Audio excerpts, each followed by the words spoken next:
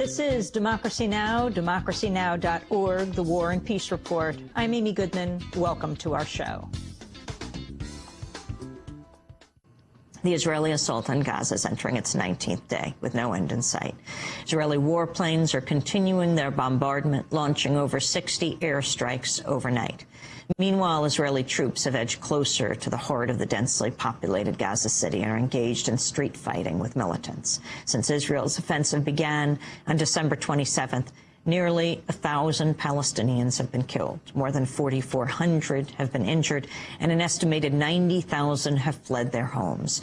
13 Israelis have died over the same period, 10 of them soldiers, including 4 by so-called friendly fire. As the war continues, humanitarian concerns are mounting. The chief UN aid official for Gaza, John Ging, has appealed to the international community to protect Gaza's civilians, calling it a, quote, test of our humanity.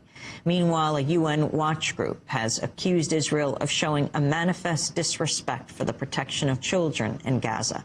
According to the UN Committee on the Rights of the Child, more than 40% of those killed in Gaza are women and children.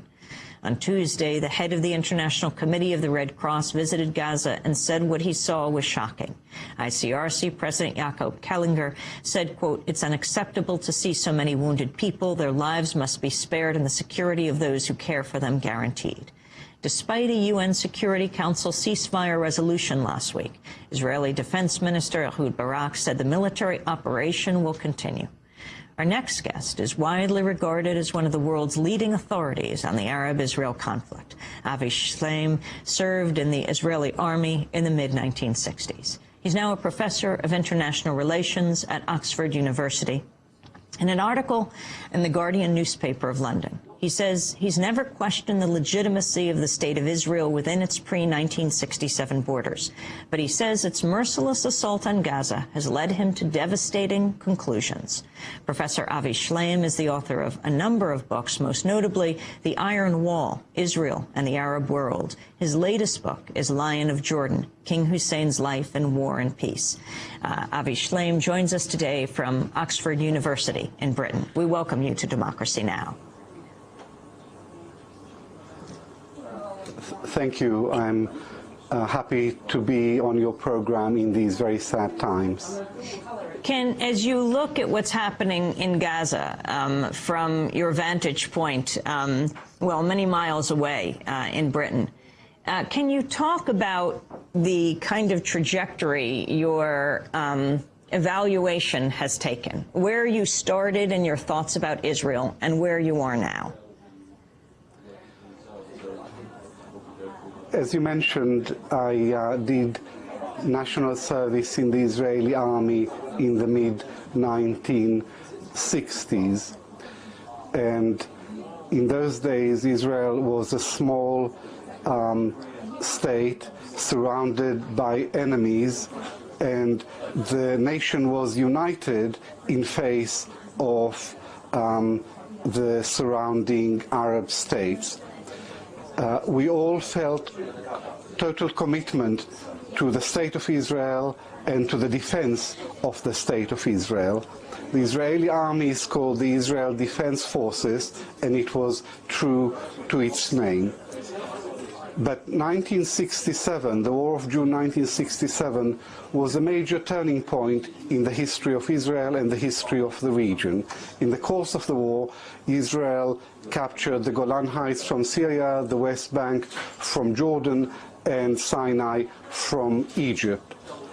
After the war, Israel started building civilian territories in the occupied territories in violation of international law. So Israel became a colonial power and an imperial power. And I, for my part, have never questioned the legitimacy of the Zionist movement. I saw it as the national liberation movement of the Jewish people, nor did I ever question the legitimacy of the State of Israel within its pre-1967 borders. What I reject totally, absolutely and uncompromisingly is the Zionist colonial project beyond the 1967 borders. So we have to distinguish very clearly between Israel proper within its pre-1967 borders and Greater Israel, which began to emerge in the aftermath of the June 67 war and has completely derailed the Zionist project. And then specifically talk about Gaza, how it has developed and where it is today, right now, under assault by the Israeli military. In a long-term historical perspective, I would begin with the creation of the State of Israel in 1948. I wrote a book, which you mentioned in your introduction, called The Iron Wall, Israel and the Arab World.